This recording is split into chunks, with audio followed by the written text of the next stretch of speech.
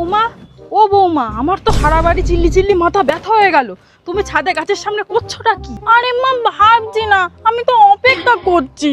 আমি সেই তোমাকে কোন সকালে পুজোর দুটো ফুল তুলতে বলেছি, সকাল থেকে দুপুর গড়িয়ে গেল, তুমি এখনো পুজোর দুটো ফুল তুলতে পারলে না?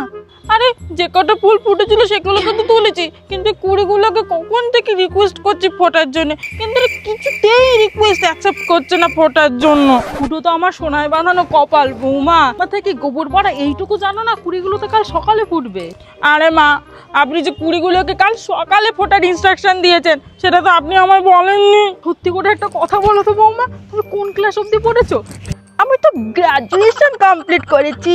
মোটেই না, তুমি এই বুদ্ধি নিয়ে গ্র্যাজুয়েশন পাস করেছো? আমার ভালো কিছু তো আপনি দু চোখে সহ্যই করতে পারেন না মা। যখন ভগবান বুদ্ধি দিচ্ছিল তখন কি তুমি ঘাস কাটছিলে? ঘাস কাটতে যাবো কেন? নিশ্চয়ই আপনারই কোনো কাজ করছিলেন, দেখে যান। সে যাই পারে হোক, তুমি এখন নিচে চলো তো, আজকে তো বৃহস্পতিবার, আমার পুজো টুজো দিতে হবে তো নাকি? তুমি রান্না বান্না আজকে করে নিও। আচ্ছা কি রান্না করব সেটা তো বলুন।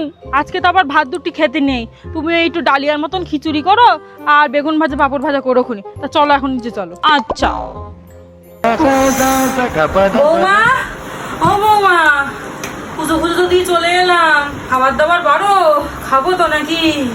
আমি এসে গেছি, এই নিন মা এটা কি এনেছো?